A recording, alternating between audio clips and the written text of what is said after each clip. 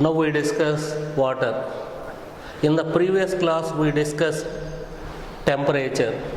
Water is another important factor next to temperature. Water. Water is the universal solvent. Several substances dissolve in water. Aquatic animals live in water, so they never suffer from any deficiency disorder.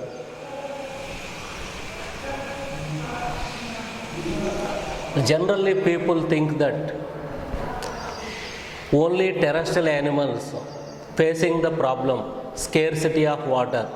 Truly, aquatic animals also facing several problems. The problem of aquatic animals, chemical composition.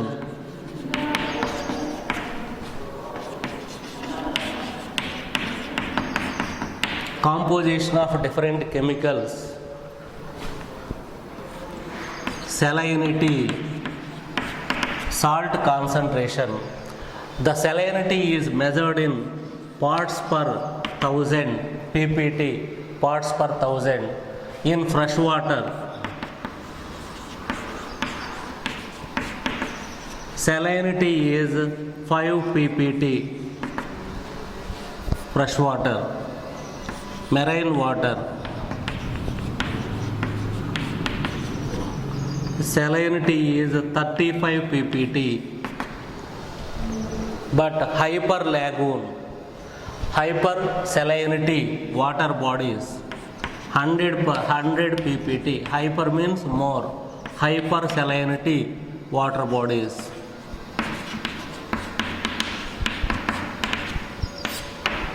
Salinity is 100 ppt, parts per thousand.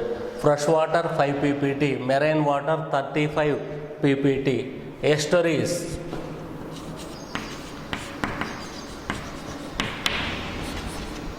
What are estuaries? River mouth, where the rivers dump the water into ocean. During summer, in estuaries, salinity is more. Why? A river dump only small quantity of water. During rainy season, rivers release abundant amount of water. So in estuaries, during rainy season, salinity is low. During summer, salinity is high. What is the problem of estuaries? Fluctuation of salinity. Salinity is not same. Fluctuation of salinity is the problem of estuaries or brackish water bodies. The salinity of brackish water is more when compared to fresh water, less when compared to marine water. Now we discuss the water problems of different habitats.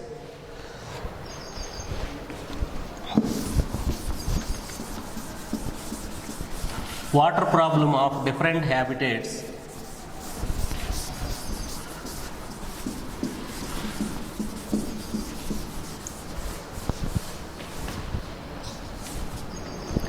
Water problems of freshwater animals.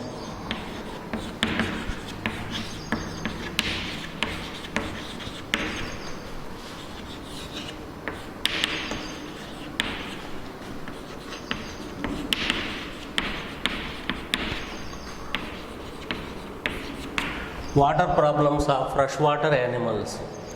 Freshwater animals problem is endoosmosis.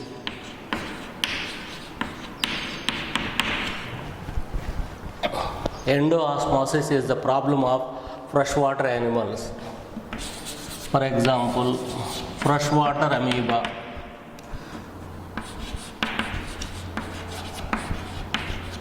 Surrounding fresh water enter into the body, that is known as endoosmosis. The concentration of fresh water is less when compared to body fluid concentration of amoeba, freshwater amoeba. So water always move from low concentration to high concentration. If surrounding water enter into the body fluids dilute. So the animal fail to perform its metabolic activities effectively. So to rectify this problem, the freshwater animals exhibit different types of adaptation to overcome this problem. Now we discuss adaptations shown in different animal groups to overcome endoosmosis. What is the problem of freshwater animals? Endoosmosis. So endoosmosis means surrounding freshwater enter into the body. Reason is the body fluid concentration is more when compared to surrounding water. Freshwater bony fishes.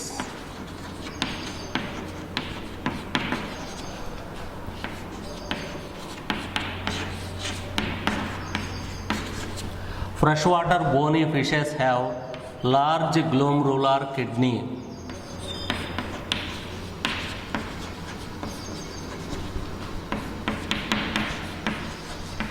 Large glomerular kidney.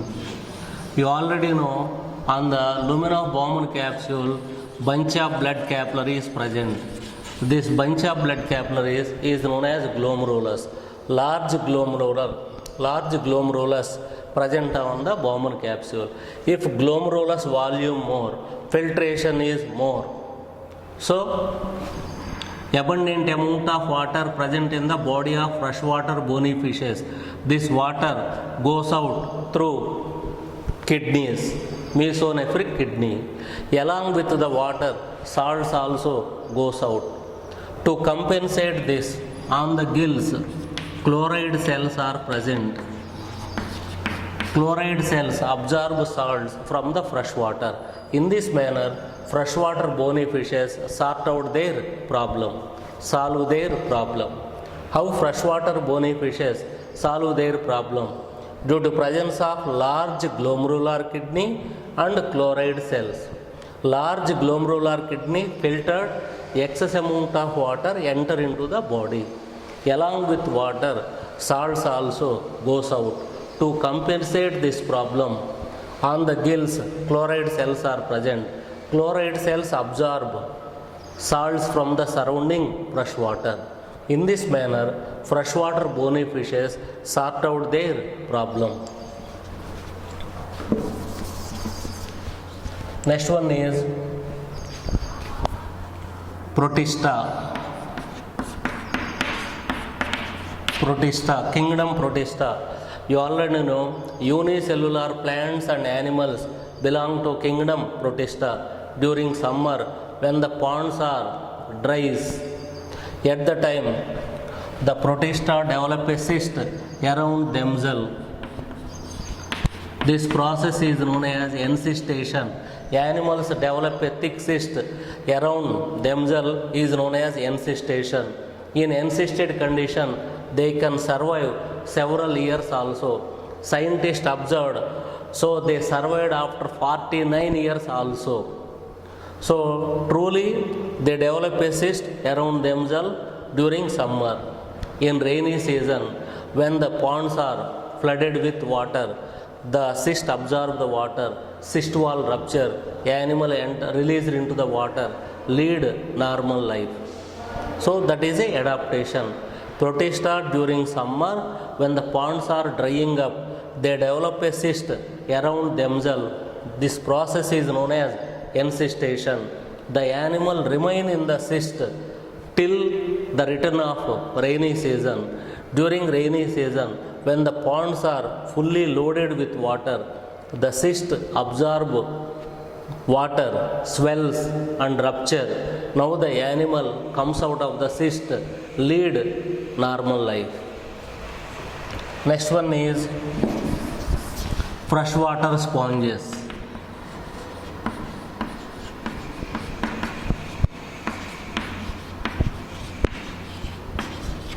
Freshwater sponges.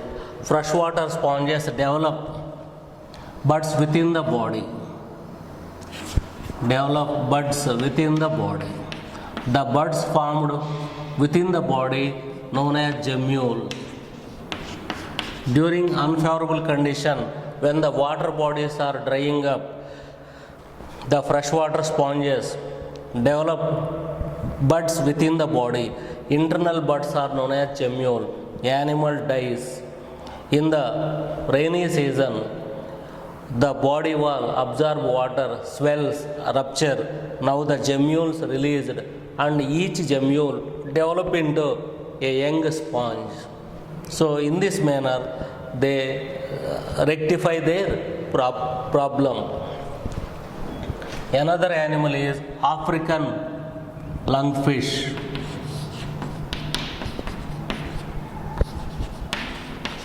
African lungfish, Protopterus.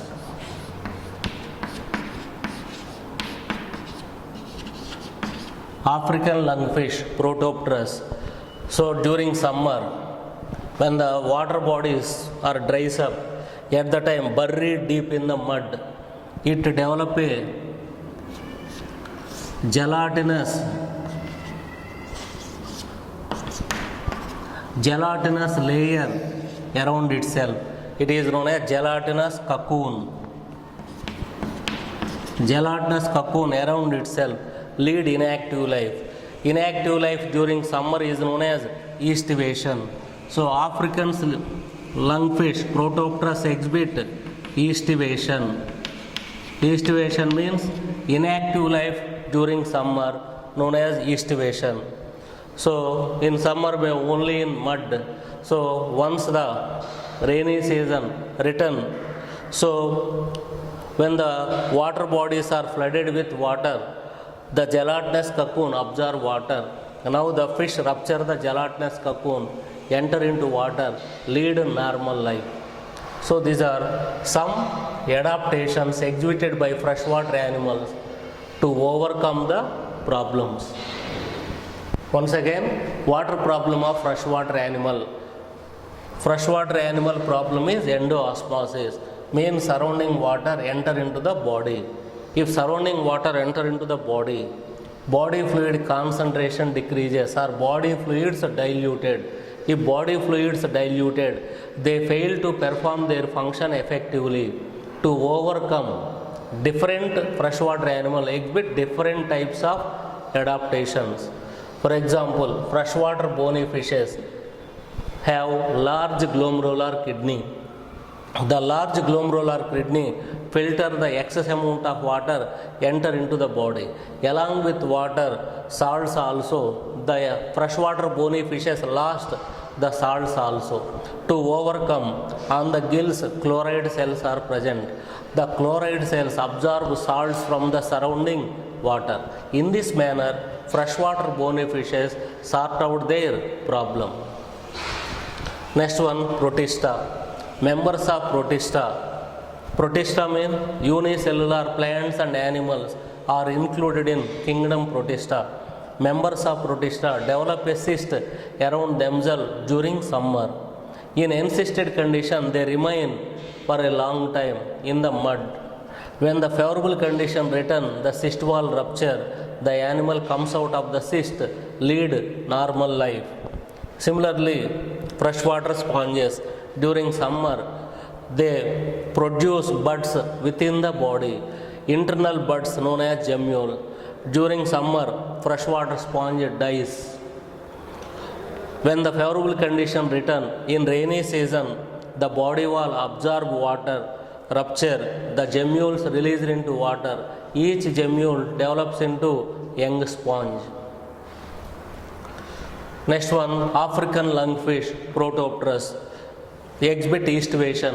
When the aquatic bodies are dries up, at the time it buried deep in the mud, develop a gelatinous cocoon, a mucilaginous. So the cocoon is made up of sticky substance, gelatinous cocoon. It remain in the cocoon throughout the summer. So inactive period during summer is known as aestivation. So in rainy season, the fish rupture the cocoon and enter into water, lead normal life. So water problems of freshwater animal is endoosmosis. Now we discuss water problem of marine water animals.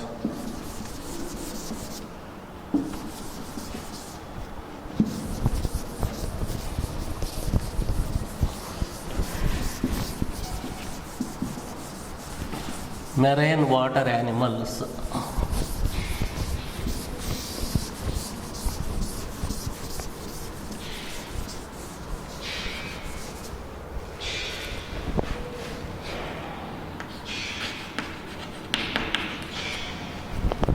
Water problems of marine water animals.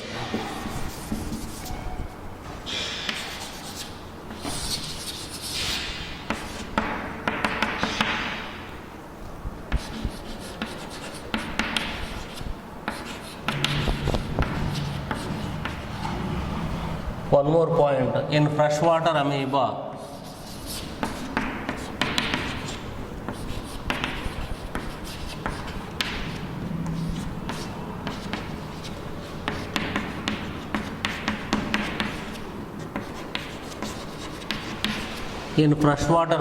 contractile vacuole is present. So the excess amount of water enter into the body, collected into contractile vacuole. The contractile vacuole, the fully filled contractile vacuole, reach the peripheral part. It burst and sent out the excess amount of water. A new contractile vacuole is formed. So in protozoa, freshwater protozoa, contractile vacuole is present. So in this manner they sort out the problem. Contractile vacuole never undergo contraction. Contractile vacuole collect the excess amount of water present in the cytoplasm. Once the contractile vacuole fully loaded with water move to peripheral part, later it burst and sent out the excess amount of water accumulated in the body. Contractile vacuole present in freshwater amoeba only. Contractile vacuole absent in marine amoeba. What is the problem of marine water animals? Exosmosis. Exosmosis is the problem of marine water animals. What is exosmosis? Surrounding marine water is more salinity when compared to body fluid. Body fluid concentration of marine animal is less when compared to surrounding marine water. That's why water from the body enter into surrounding marine water. So it causes dehydration, loss of water. If any animal lost more than 20% body fluids, it dies. Why? If any animal lost more than 20% body fluids, blood concentration increases, RBC fail to flow freely. The RBC block the blood vessel, leads to death, except camel and llama. Camel and llama. So they have oval shaped nucleus. So after losing 40% body fluids also, they lead normal life. So oval shaped RBC freely flow in highly concentrated blood. That is exception. Generally, after losing 20% body fluids, death occurs due to lack of blood circulation in the body or obstruction in the blood circulation. So the problem of marine water animals is exosmosis. Water from marine animals enter into surrounding marine water. So exosmosis lead to dehydration. Exosmosis lead to dehydration, loss of water. How they solve the problem? Marine bony fishes.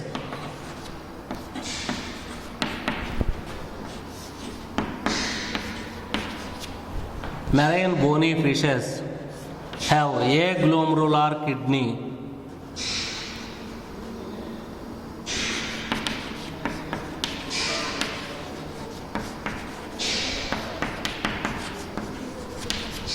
Marine bony fishes have aglomerular kidney, no glomerulus on the lumina of Bowman capsule.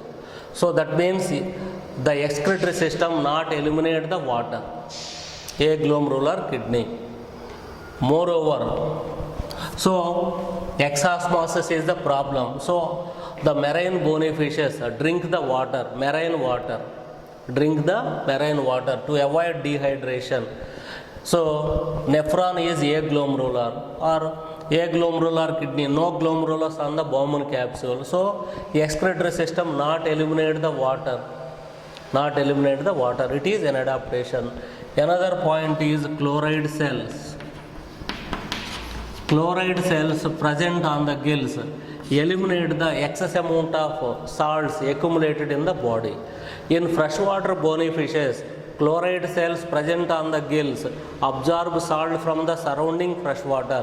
In marine water bony fishes, chloride cells eliminate, release the excess amount of salts present in the body into surrounding marine water. Means antagonistic in function, opposite.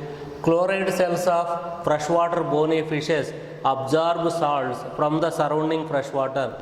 Chloride cells present on the gills of marine bony fishes release salts into the marine water. Freshwater bony fishes have well-developed glomerular kidney.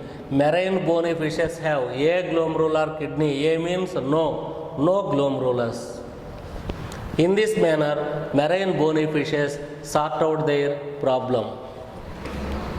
Next one, cartilaginous fishes.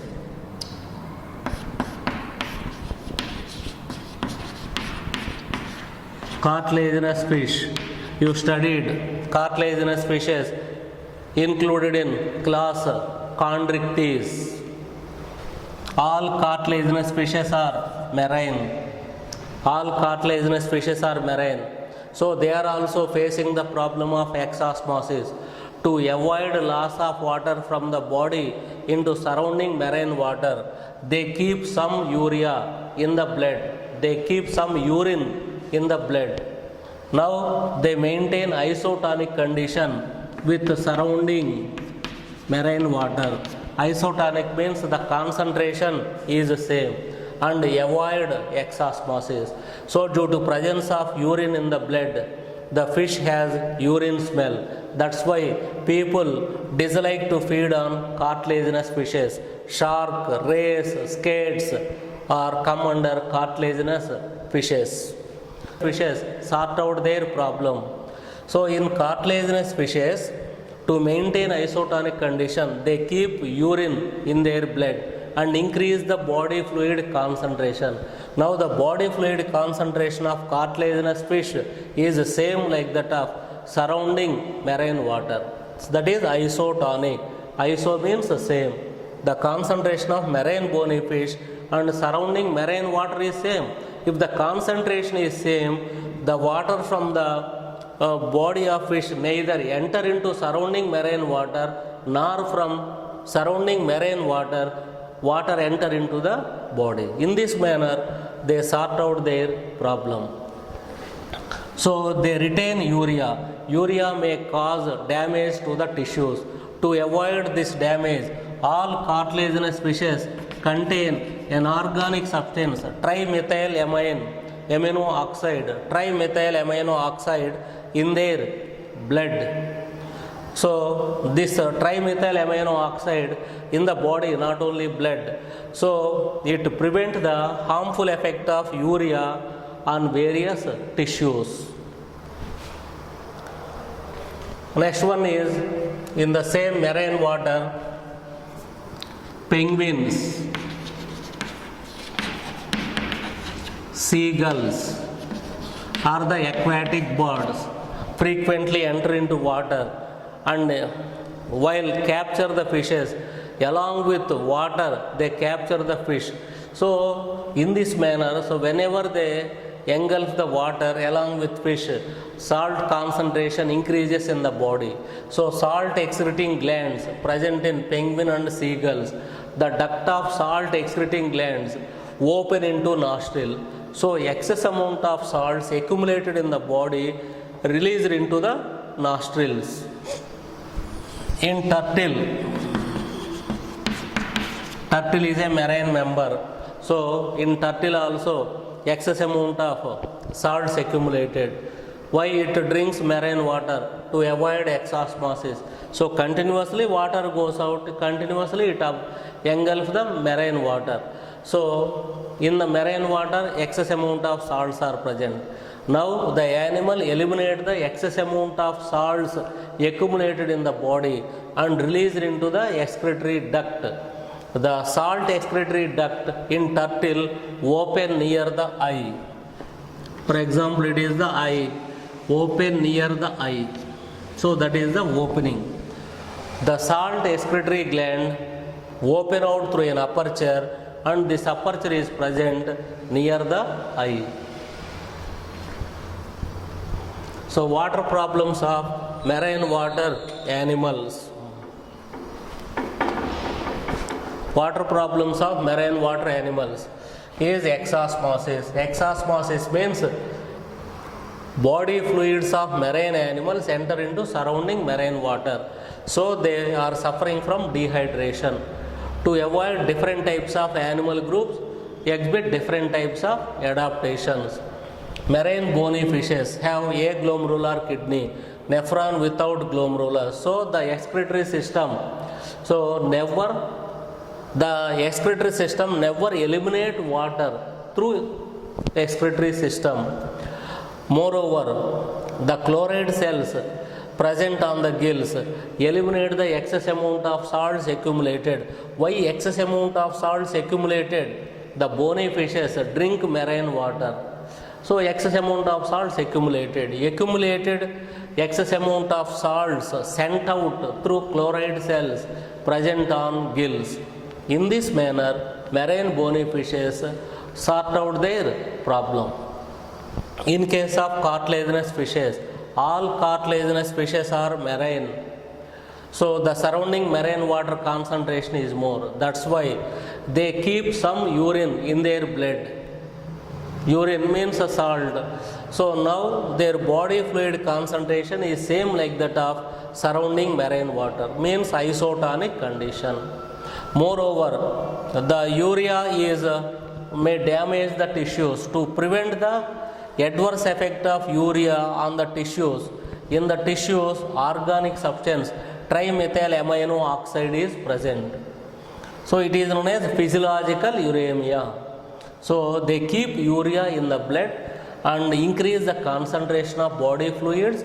Now the body fluid concentration is the same like that of surrounding marine water, and prevent exosmosis. Next one is penguins and seagulls are the aquatic birds. So they frequently enter into water and they capture the fishes. Along with fish, they engulf marine water also. So excess amount of salts accumulated. The salts accumulated in the body eliminated by salt excretory glands. The ducts of salt excretory glands in penguin and seagulls open into the nostril. In case of turtle, the excess amount of salts accumulated in the body sent out through an aperture present near the eye. Now we discuss water problems of estuarine animals.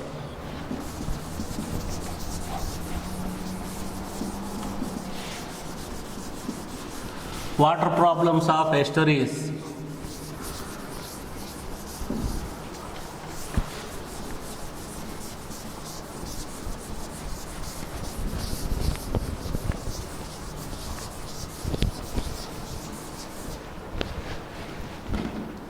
Water problems of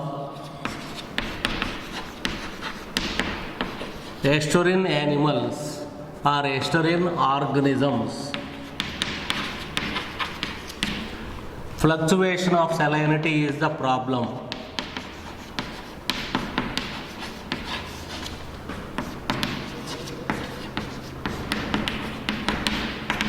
Fluctuation of salinity is the problem of estuarine organism.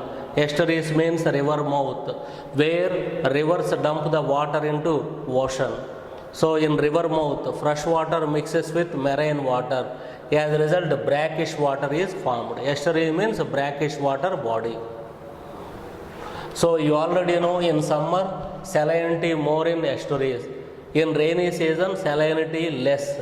So the animals live in estuaries can withstand fluctuation of salinity. So they are known as euryhaline animals. Euryhaline. What is euryhaline? The organisms tolerate wide salinity fluctuation, wide salinity changes, known as euryhaline animals. Not only estuarine organisms, migratory fishes also.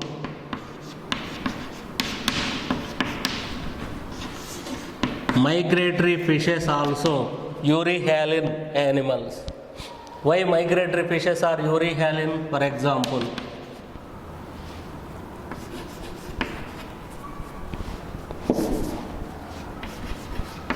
migration from marine water to fresh water is known as anadromous migration.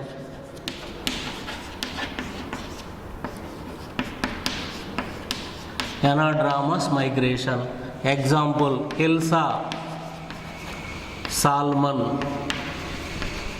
These are the fishes migrated from marine water to fresh water. How? From marine water to fresh water means via estuaries only enter into fresh water. Migration from fresh water to marine water known as catadromous migration. Catadromous migration, Yangvilla. So the migratory fishes from freshwater to marine water reach via estuaries. Similarly, from marine water to freshwater also via estuaries only they reach their destination. So migratory fishes and organisms of estuaries are euryhaline. The organisms can tolerate wide salinity fluctuations known as euryhaline, stenohaline.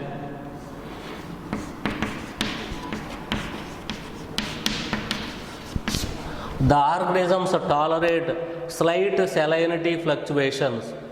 The organisms tolerate slight salinity fluctuation known as stenohaline. Freshwater animals, stenohaline. Marine water animals also stenohaline. In marine water, salinity is more, but fluctuation is less. In freshwater also, salinity less, no fluctuation. So, both freshwater and marine water animals are stenohaline. Euryhaline means organisms of estuaries and migratory fishes are euryhaline. Euryhaline means organisms can tolerate wide salinity fluctuations. Organisms of brackish water and migratory fishes. Organisms of freshwater and marine water animals known as stenohaline. The organism can tolerate only slight salinity fluctuations known as stenohaline. Migration from freshwater to marine water. So, freshwater to marine water, catadromous. Migration from marine water to freshwater. You should remember ascending anadromous, ascending anadromous, descending catadromous.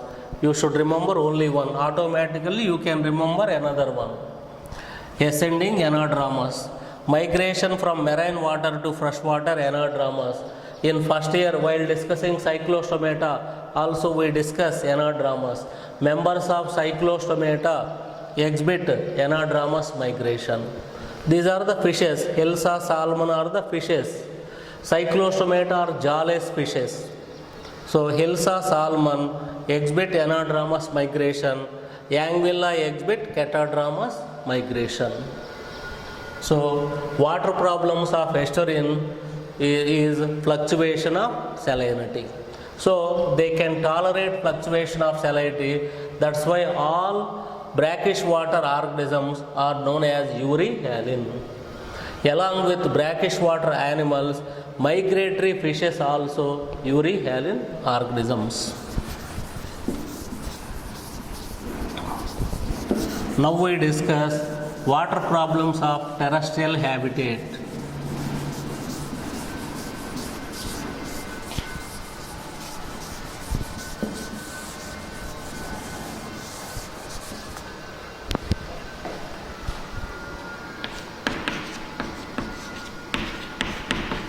Water problems of terrestrial habitat.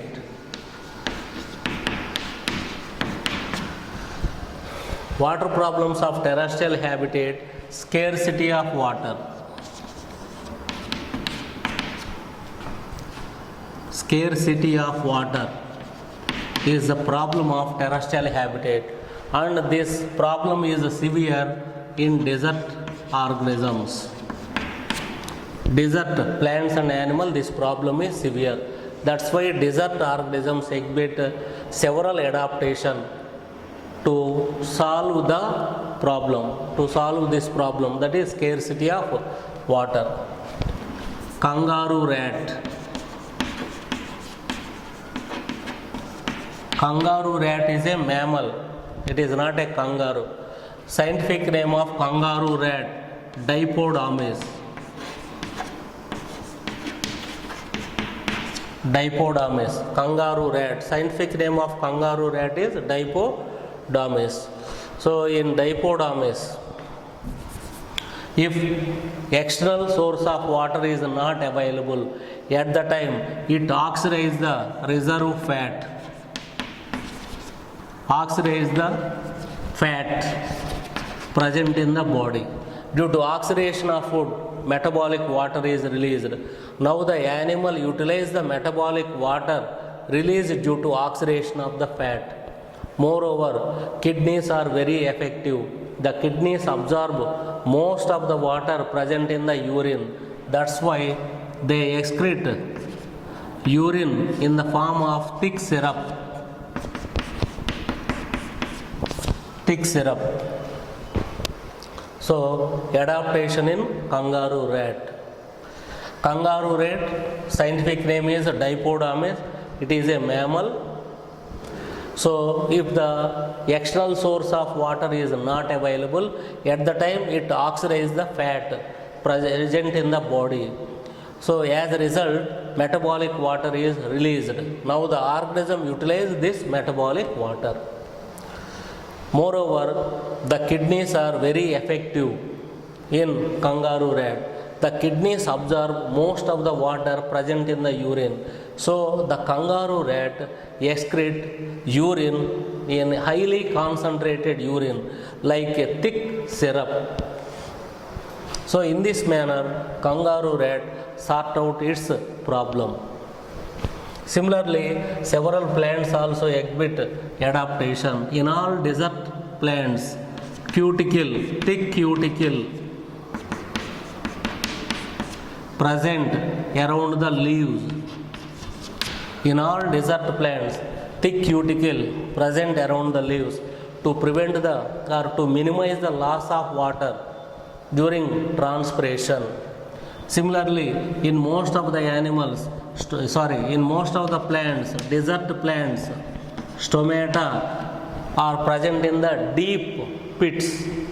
Similarly, they exhibit CAM pathway, photosynthesis. So the plants participating in CAM pathway, stomata are closed during daytime, open only during night time. Opuntia is a desert plant. In Opuntia, leaves modified into spine and flattened stem perform photosynthesis to prevent transpiration, loss of water in the form of vapor. In this manner, the terrestrial animals and plants exhibit several adaptations to overcome the scarcity of water. So, terrestrial habitat, kangaroo rat, Dipodomys, oxidize the fat and utilize the metabolic water for various purposes. Kidneys are very effective, absorb most of the water present in the urine. That's why the kangaroo rat excrete urine in the form of thick syrup. Similarly, desert plants have thick cuticle around the leaves, prevent the loss of water in the form of water vapor. Similarly, stomata are present in the deep seated. They perform CAM pathway of photosynthesis. So, the organism participating in CAM pathway, stomata closed during daytime, open during night time. Moreover, desert plant like Opuntia, leaves are modified into spine to prevent transpiration. So in Opuntia, photosynthesis is performed by flattened stem only, instead leaves. So this is about water. You already know 97% water available on the earth is marine water and fresh water only 3%. 3% fresh water, 97% marine water.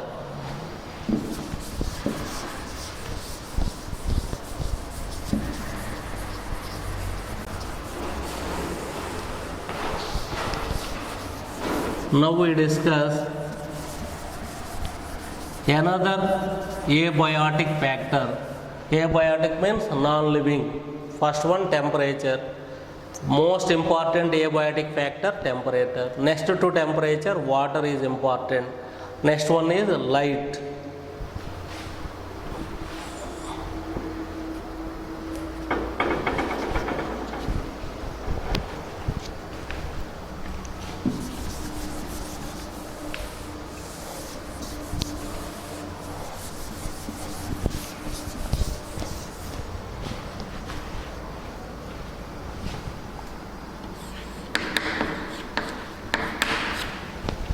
Light.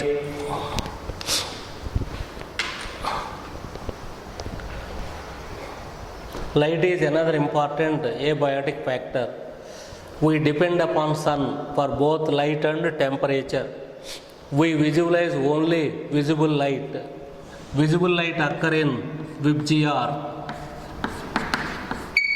Less wavelength, more wavelength.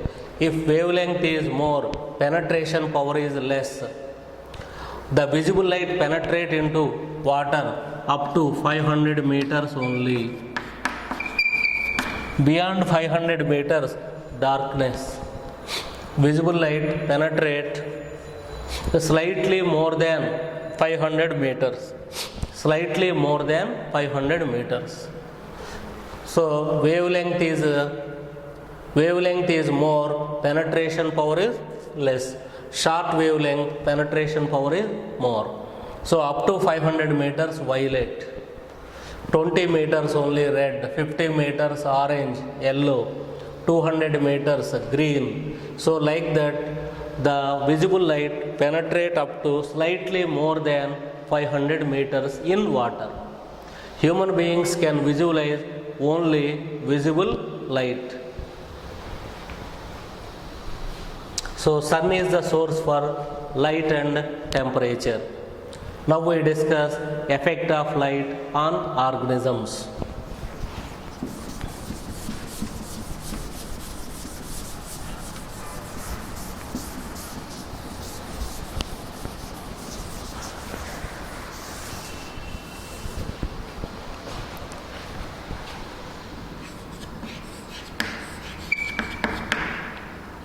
Effect of light.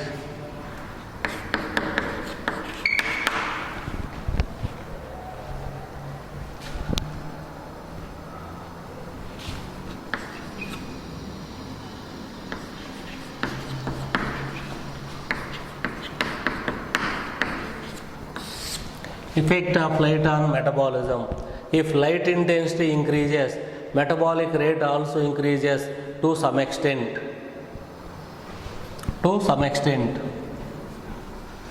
Effect of light. Light intensity influence the metabolic rate. If light intensity is low, metabolic rate is low. If light intensity increases, metabolic rate also increases to some extent.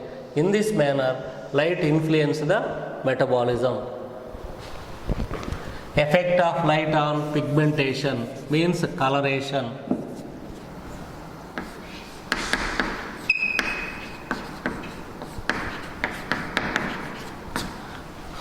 Effect of light on pigmentation. Light influence the color of the organism. If light intensity is more, the skin become dark. If light intensity is less, the skin become pale. Best example, cave dwelling animals.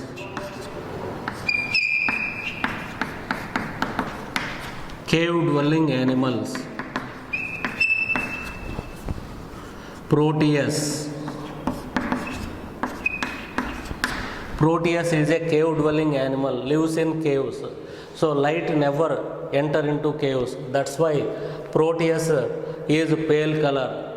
If we forcefully bring the Proteus and expose it to light, so after few days the skin become dark. That means light influence the pigmentation.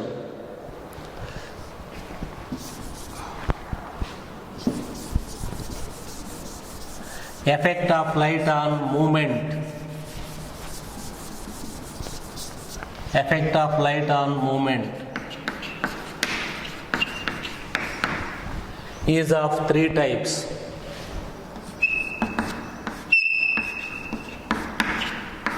Phototaxis,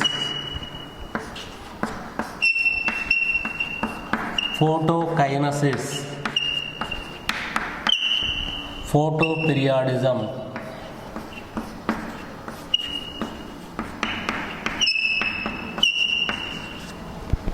Phototaxis, movement of entire animal towards the light.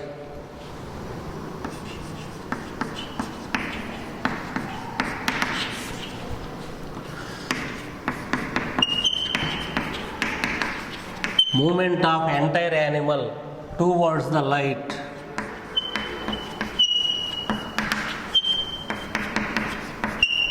is known as positive phototaxis. Movement of entire animal towards the light is known as positive phototaxis. Example, Euglena. To synthesize its own food material, it will always move towards the light, enter into surface water. Positive phototaxis. If entire animal moves away from the light, known as negative phototaxis. Movement of entire animal away from the light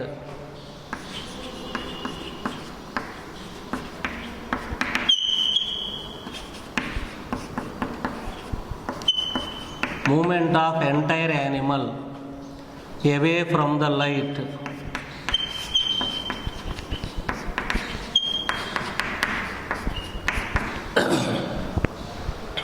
movement of entire animal away from the light is known as negative phototaxis.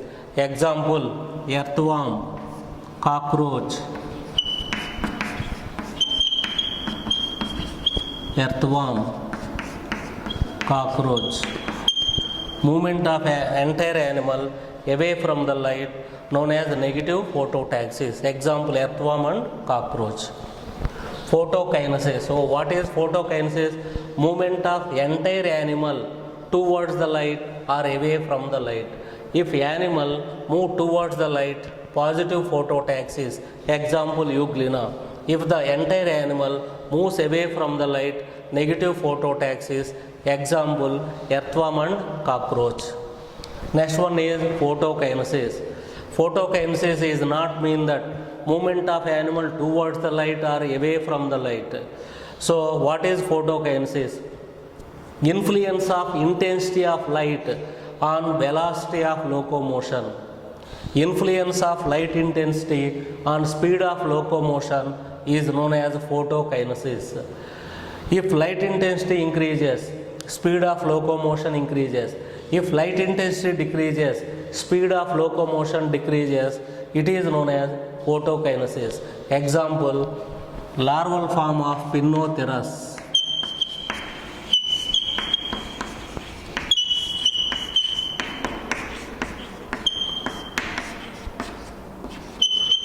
Larval form of Pinnotheris. Pinnotheris is a mussel crab. In the larval form Pinnotheris, if light intensity is more, the larva quickly reaches its destination, means speed of locomotion increases. If light intensity is less, the speed of locomotion decreases. Photokinesis. Next one is photoperiodism. Photoperiodism means part of the body move towards the light or part of the body moves away from the light. In phototaxis, entire organism move towards the light or away from the light. Photoperiodism means phototrophism. Sorry. Phototrophism. Phototrophism means movement of part of the body towards the light or part of the body away from the light is known as phototrophism. Shoot system exhibit positive phototrophism. In the plant, the shoot system moves towards the light and root system moves away from the light. So, shoot system in plant, example for positive phototrophism. Root system in the plant, example for negative phototrophism. Negative phototrophism. Effect of light on movement is of three types: phototaxis, photokinesis, phototrophism. Phototrophism. Phototaxis means movement of entire animal towards the light or away from the light. Photokinesis means influence of light intensity on velocity of locomotion. Example of photokinesis, larval form of Pinnotheris. Example for positive phototaxis, Euglena. Example for negative phototaxis, earthworm and cockroach. Phototrophism. Part of the body move towards the light or away from the light is known as phototrophism. Shoot system, example for positive phototrophism. Root system, example for negative phototrophism. So this is about effect of light on movement. So in the next class I continue the effect of light.